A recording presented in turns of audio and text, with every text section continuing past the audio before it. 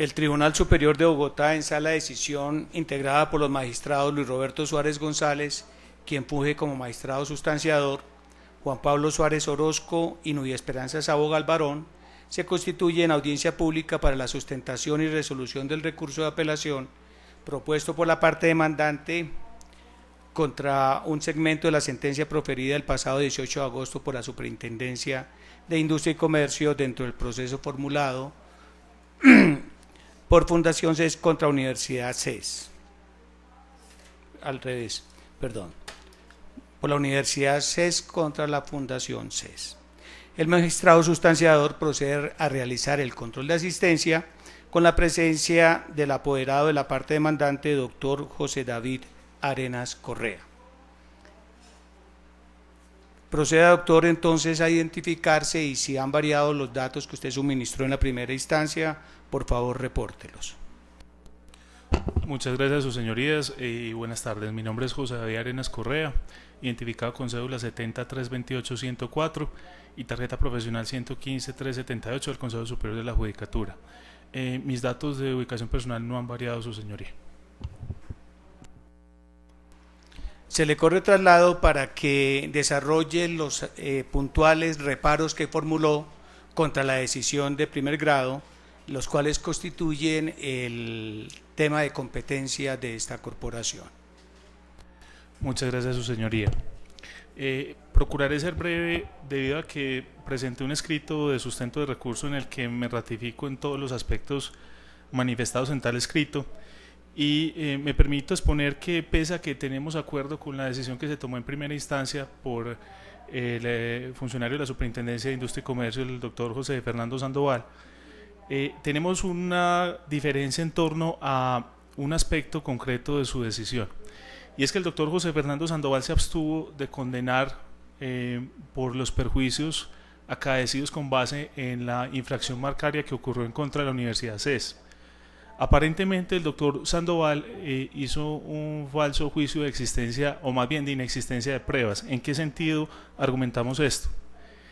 El doctor Sandoval, primero que todo, no tuvo en cuenta que en el curso del proceso se probó que la Universidad CES sí padeció daños.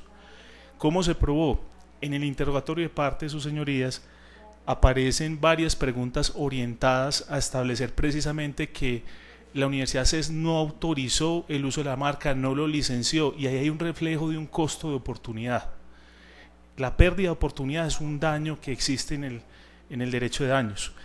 Y al quedar confeso ese punto, quedaría ya probada la existencia de un daño. Como la Universidad CES acudió al sistema de responsabilidad presunta creado por la ley 1648 y regulado posteriormente en decretos, y a su vez lo manifestó desde el escrito de la demanda, en el juramento estimatorio, en la construcción de las pretensiones. Nosotros consideramos que la universidad tenía derecho a que bajo un sistema de indemnización presuntiva, un sistema en el que no tenemos que probar la magnitud del daño, la universidad accediese a una condena en este sentido, entre otros porque es del interés de la universidad disuadir a quien está siendo infractor, si no lo entiende a través de la orden judicial, al menos patrimonialmente, para que no siga infraccionando las marcas tan hondamente queridas para la universidad. Al doctor Sandoval les pusimos incluso argumentos en los alegatos de por qué también no debía partirse por mínimos. Consideramos desde la universidad que no se debe partir por mínimos porque en el proceso también hubo preguntas que quedaron confesas, donde claramente existía la conciencia que se estaba infraccionando una marca, existía la conciencia de la penetración que tiene la universidad y su marca, se estaba haciendo con el propósito de confundir el mercado, y vale la pena señalar también que se le argumentó en los alegatos que está aprobado en el proceso, en el certificado de existencia y representación de la universidad, que la universidad cuenta con una resolución que la acredita como una universidad de alta calidad, una resolución de acreditación institucional, que le fue otorgada por medio de la resolución ministerial 2675 del 28 de febrero de 2014. Eso figura en el acervo probatorio, sus señorías. El Sistema Nacional de Acreditación en Materia de Calidad Universitaria, que se creó con la Ley 30 de 1992 y que tiene múltiples desarrollos en regulaciones, me permito nomás llamar la atención, por ejemplo, el acuerdo del Consejo Nacional de Educación Superior número 3 del 16 de diciembre de 2014 y de otros muchos acuerdos como el 6 del 14 de diciembre de 1995 y el acuerdo número 3 del 8 de julio de 2011, establecen todos los pasos que una universidad tiene que hacer para acreditarse como institución. Y esos pasos implican incluso la evaluación de pares. La evaluación de pares, una evaluación interna, todos pasos conocidos y que son conocibles conforme al artículo 177 del Código General del Proceso, que nos dice que pues, yo no debo probar una norma si es accesible a través de medios informáticos o internet, en este caso la página del Consejo Nacional de Acreditación, www.cna.gov.co. Se puede acceder a este tipo de actos administrativos, además la ley 30 de 1992, que es el fundamento de esas decisiones, que concatenados con la prueba que es el certificado de existencia de la universidad, demuestran que es una universidad acreditada, que es reconocida en el medio en Colombia. También les cité en su momento en alegaciones hasta temas que tienen que ver con un hecho notorio. De pronto es porque es mi bien amada universidad, no solo soy en estos momentos apoderado, sino también docente en esa universidad y la quiero mucho. De pronto para mí es una universidad reconocida, pero si uno mira en internet, pues es un hecho notorio que es una de las 20 universidades mejor ranqueadas en el país, que ha pasado por el escrutinio no solo del Sistema Nacional de Acreditación, sino también por diversas entidades privadas. Y cité múltiples páginas de internet donde eso aparece. ¿Y por qué les cito eso? Porque es que eso también es un elemento que debe tomarse en cuenta frente a la penetración nacional de la marca para valorar una eventual condena por el daño, obviamente bajo los rangos que trae el sistema de indemnización presuntiva entre 3 salarios mínimos y 100 salarios mínimos por cada marca infraccionada. A la universidad le interesa también que se tome en cuenta muchos aspectos probatorios que al parecer no tomó en cuenta el doctor Sandoval para precisar. El daño está probado, la demanda no fue eficazmente contestada, hubo confesión de parte en el interrogatorio de parte al no presentarse. Tenemos pruebas documentales de los eventos de infracción, está claro que no se le licenció a la Fundación Educativa CES el uso de la marca de la Universidad CES. Entonces, estando probado el daño, habiendo sido presentada la demanda dentro de un sistema de indemnización presuntiva,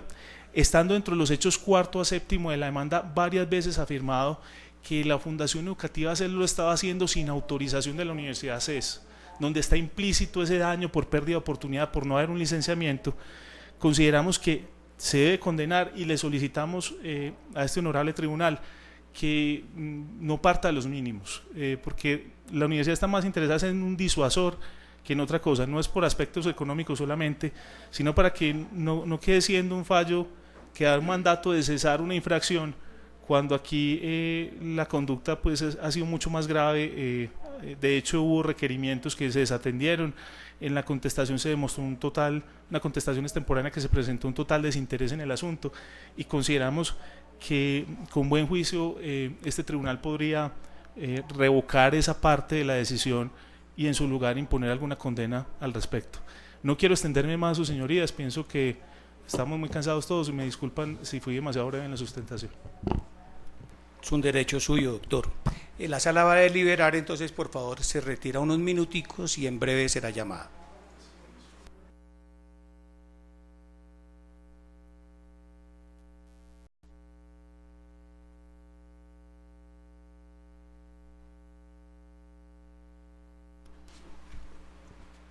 Continuamos con la audiencia y se procede a resolver el recurso de apelación interpuesto, para lo que se pone de presente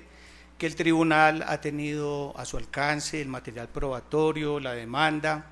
las gestiones realizadas en el curso de la actuación, la decisión de primera instancia y los reparos que se formularon contra la misma y la ampliación de los fundamentos que se han expuesto en esta audiencia, recurso que se resuelve con base en las siguientes consideraciones. Uno de los pilares fundantes de la responsabilidad civil es el daño, es decir,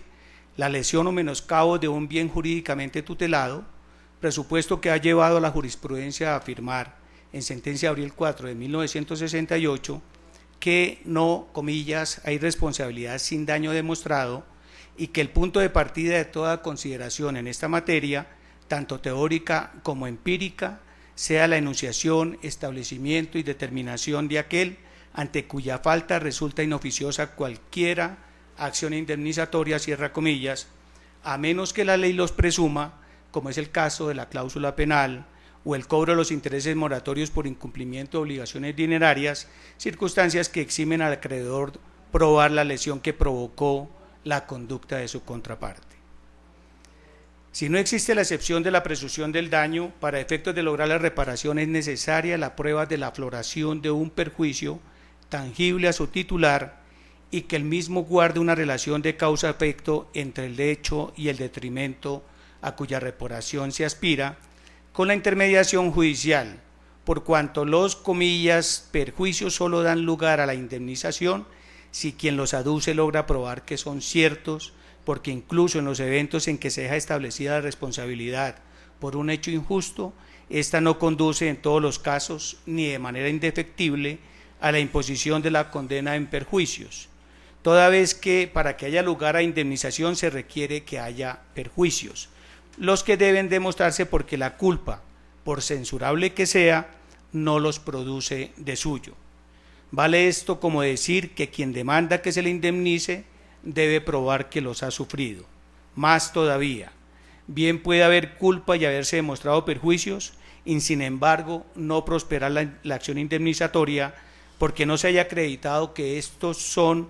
efecto de aquella. En otros términos, es preciso establecer el vínculo de causalidad entre una y otros, pensamiento recaudado en la Gaceta Judicial, tomo 60, página 61. Por lo anterior, para el éxito de la aspiración indemnizatoria, que tiene como objetivo cardinal restablecer el equilibrio truncado por quien materializó la afectación patrimonial, se reclama la prueba contundente del daño, lo que implica que el mismo sea cierto y real, es decir, que no se funde en una suposición o simple expectativa, pues la proclamada certitud permite doblar su extensión y cuantía a partir de las manifestaciones nocivas que generó en el patrimonio del acreedor,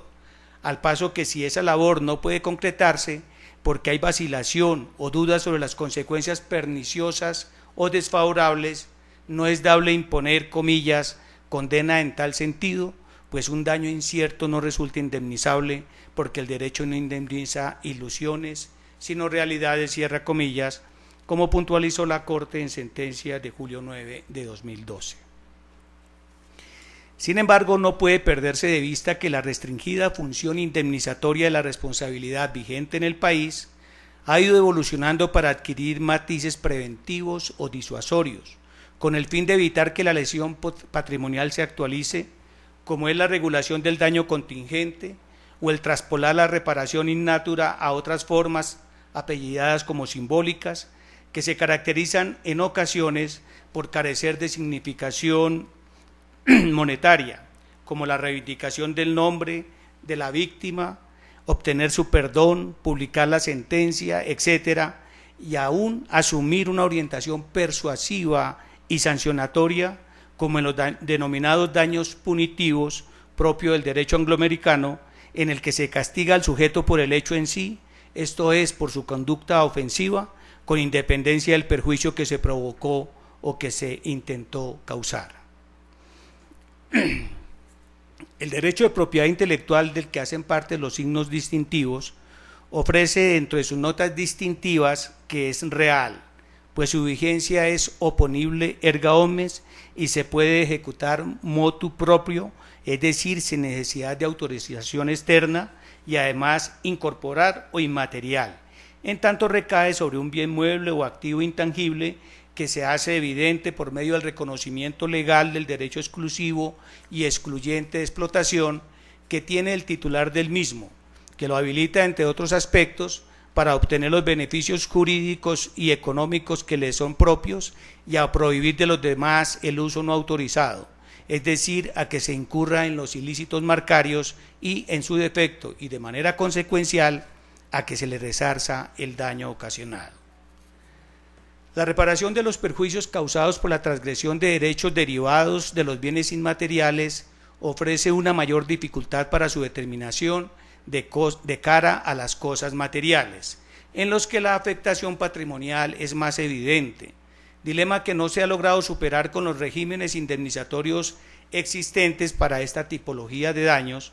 que teóricamente incluyen la reparación del daño emergente, el lucro cesante, los beneficios obtenidos por el infractor, el precio que éste pagaría por la licencia contractual, como en particular regula el artículo 243 de la resolución 486, normativa que, al paso se recuerda, dejó a la potestad de los Estados miembros estatuir los mecanismos de protección de la propiedad industrial, es decir, establecer los instrumentos para la indemnización de daños y perjuicios a que haya lugar por la transgresión de esos derechos.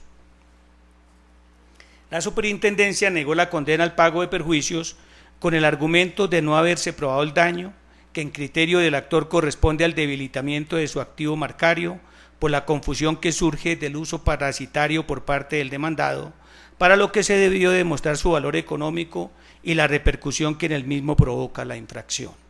Agregó que el régimen de indemnizaciones preestablecidas a que se acogió el actor no lo exime de la carga de probar el daño, pues ese instrumento simplemente lo releva de comprobar la cuantía del mismo, como lo establece el decreto 1074 de 2015. Inconforme con lo así resuelto, el actor alega que el daño está probado por la vía de confesión y los indicios del remiso comportamiento procesal del demandado, ratificados por la prueba documental, material demostrativo que, analizados de manera integral por la sala, en verdad no demuestra la real entidad del daño, pues de una parte, de las preguntas insertas en el interrogatorio de parte, en ninguna de ellas se describe el daño que el ilícito marcario produjo en el patrimonio del actor, para lo que no bastaba la descripción de las conductas infractoras y de la eventual confusión de las que se pudiera derivar la existencia del daño indemnizable. En efecto, de observar las preguntas de las que el apelante pretende derivar la confesión de la presencia del daño que le abra paso a la aplicación del resarcimiento preestablecido, en particular la número 5, y de las que a ella se atan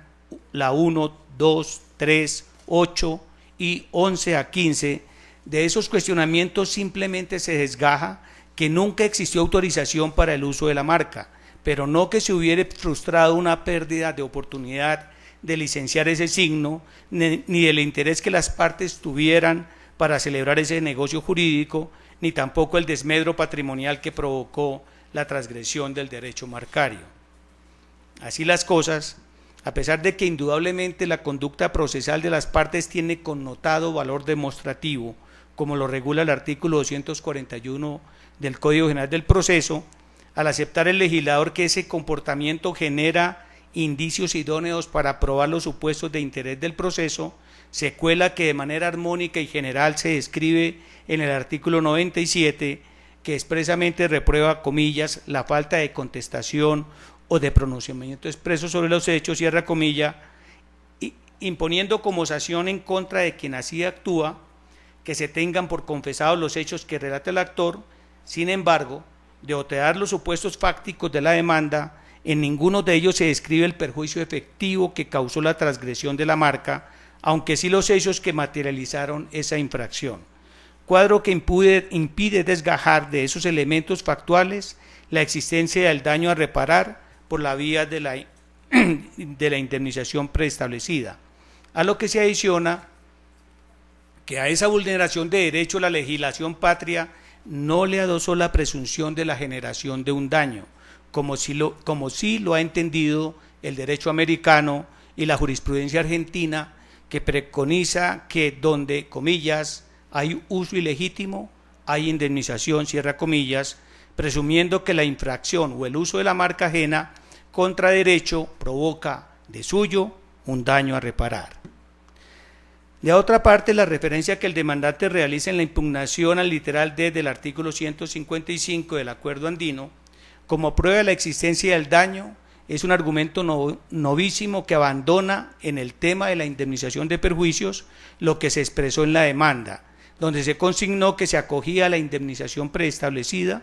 figura incorporada al ordenamiento patrio por medio de la Ley 1648-2013, que en su acápite inicial, en los términos del artículo 241 de la decisión andina 486, establece el marco jurídico regulatorio de la protección de la propiedad industrial con la orientación de obtener, comillas, un resarcimiento oportuno de los perjuicios que genera la infracción a sus derechos marcarios, cierra comillas, expresión legal que fue reglamentada por el decreto 1074 de 2014, circunstancia por la que la Sala, de manera mayoritaria, considera que no es necesario solicitar el concepto prejudicial de que trata el artículo 123 del Estatuto del Tribunal de Justicia de la Comunidad Andina, pues no concurre el supuesto fáctico que materializa esa solicitud, consistente en que en el proceso, comillas, deba aplicarse o se controvierta alguna de las normas que conforman el ordenamiento jurídico de la Comunidad Andina, cierra comillas, restringiéndose entonces el análisis de esa materia a lo solicitado en el nivel introductorio. Así las cosas, en ejercicio de la precitada función reglamentaria, en el artículo primero del decreto precitado, la autoridad nacional reguló que, comillas, la indemnización que se cause como consecuencia de la declaración judicial de infracción marcaria podrá sujetarse al sistema de indemnizaciones preestablecidas o a las reglas generales sobre prueba de la indemnización de perjuicios a elección del demandante, cierra comillas, precisándose a continuación que al cobijarse con la segunda opción, el actor, comillas, no tendrá que probar la cuantía de los daños y perjuicios causados por la infracción, cierra comillas, pues ésta se enmarca dentro de los confines impuestos que parten del equivalente a 3 salarios mínimos legales mensuales vigentes y hasta un máximo de 100 por signo vulnerado, con la posibilidad de que si la marca infringida se declara como notoria por el juez o haya mala fe del contraventor o reincidencia, se ponga en peligro la vida o la salud de las personas, la punición se pueda incrementar hasta 200 salarios mínimos legales mensuales vigentes al arbitrio del juez, quien tendrá en cuenta para su fijación, entre otros factores, las pruebas del proceso, comillas, la duración de la infracción, su amplitud, la cantidad de productos infractores y la extensión geográfica, cierra comillas. De la normativa en cita se desgaja que el legislador no sentó dentro del esquema de protección de la propiedad industrial una presunción del daño que con orientación punitiva estableciera una equivalencia entre la infracción y la causación del detrimento patrimonial, a cuya cuantificación se acudiera al baremo reglamentario. No. El legislador en ese punto simplemente liberó al titular del derecho de propiedad de demostrar la cuantía del daño, en ocasiones de gran dificultad y onerosidad para comprobar, encauzándolo dentro de los topes ya citados, pero le impuso la carga de probar la entidad y naturaleza del detrimento o perjuicio que se deriva de la vulneración de ese interés tutelado por el ordenamiento legal. Finalmente, no desconoce la Sala que la Superintendencia de Industria y Comercio, dentro del proceso de Agrocampo SAS contra Almacenes Agrocampo Limitada, aplicó la indemnización preestablecida. Sin embargo, esa sola decisión no materializa un precedente que justifique su aplicación a otros casos, a lo que se agrega que, conforme se desgaja de lo explicado por el funcionario a cargo de tal asunto, en ese proceso sí hubo denuncia desde la presentación de la demanda, que para esa cuantificación podían tenerse en cuenta los hipotéticos valores de licenciamiento de marca y los beneficios obtenidos por su explotación, pretensión y supuesto factual que no concurren en el subjúdice, razones por las que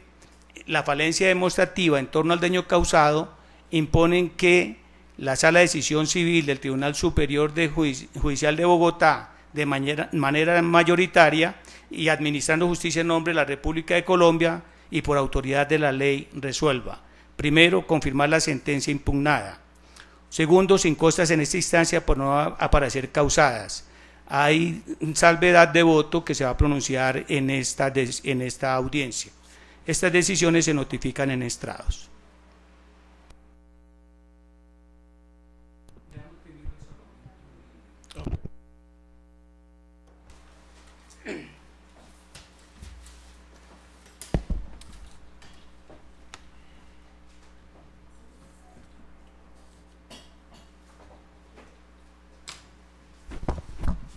Con el mayor respeto por la decisión de los demás integrantes de la sala, salvo el voto respecto a la decisión adoptada. En razón a que, en mi criterio, considero que que debió decretarse de oficio la interpretación prejudicial, del Tribunal de Justicia de la Comunidad Andina, a que hace referencia el artículo 123 de la misma norma, y en armonía con el artículo 33 del protocolo modificatorio del Tratado de Creación del Tribunal de Justicia del acuerdo en cuestión. Los fundamentos de mi disenso con la decisión, o de no estar de acuerdo con la decisión, lo sustento en que la universidad accionante pretendió con fundamento en la infracción marcaria endilgada a la demandada que entre otras se le condenara al resarcimiento del perjuicio ocasionado con dicha infracción marcaria, esgrimiendo entre los fundamentos de derecho de su demanda el citado decreto reglamentario y la decisión, el decreto 2264 del 2014, que es el reglamentario, y la decisión 486 del 2000. Adicionalmente, el ACO negó las pretensiones porque no halló demostrado el daño. El daño fue lo que no encontró demostrado. Y causado por la infracción marcaria denunciada, y denegó la indemnización reclamada por esas razones. El apelante impugnó esa decisión y está aduciendo varios argumentos fundados en la decisión en la decisión 486 del 2000. De acuerdo con esa situación fáctica, es claro que el juicio versa sobre una infracción marcaria, la cual es la fuente, la cual es una infracción marcaria, la que en mi sentir es el daño mismo,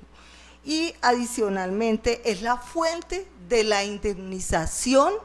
que se reclama, indemnización que por demás está instituida en la decisión 486 del 2000 en su artículo 241 literal B.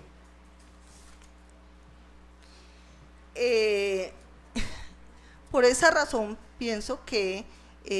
debió que esta norma, que en los aspectos que aquí se debaten, ¿sí?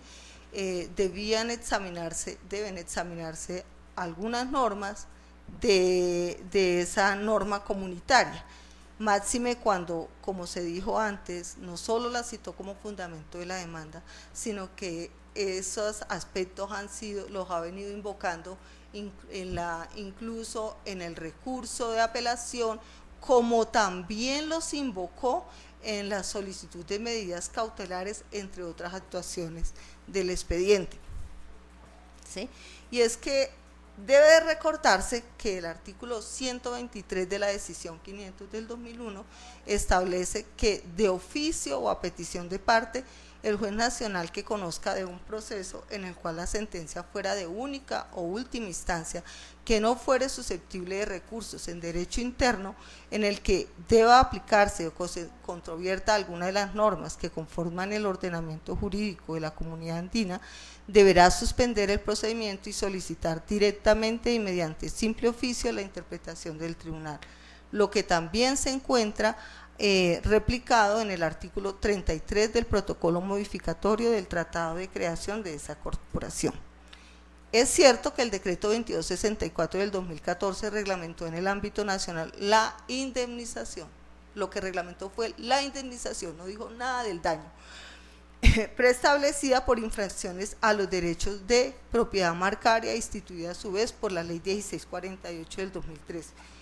Pero ello deriva inexcusablemente de la regulación sobre marcas que en el derecho interno está amparado bajo la citada decisión 486 del 2000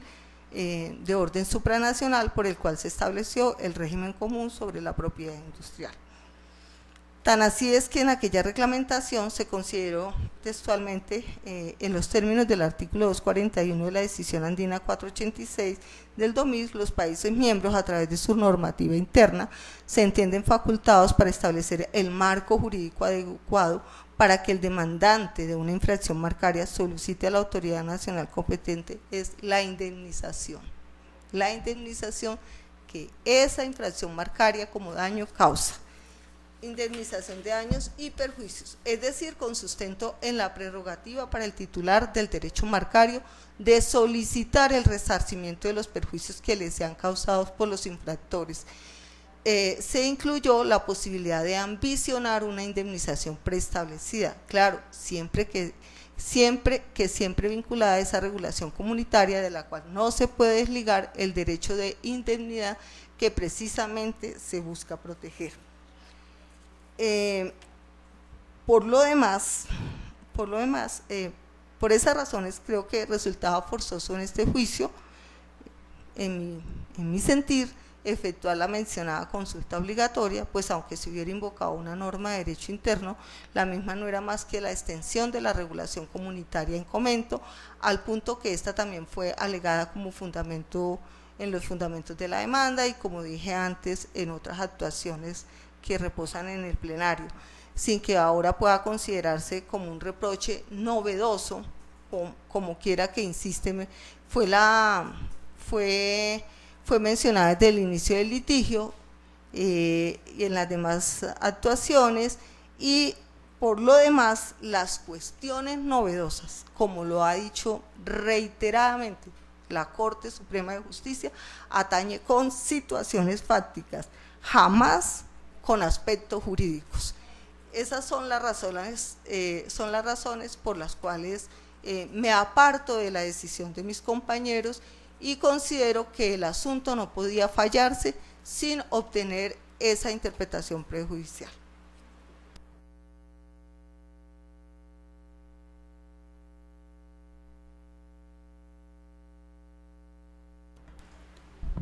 Notificada en estrados.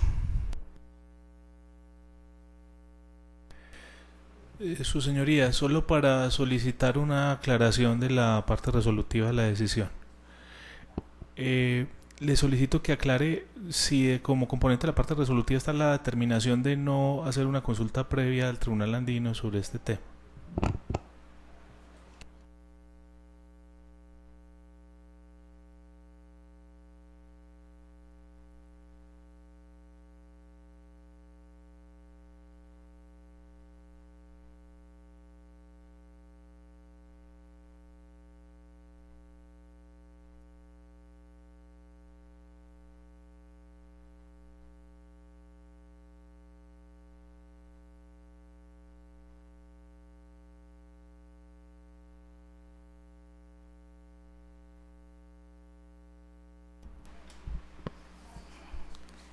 El tema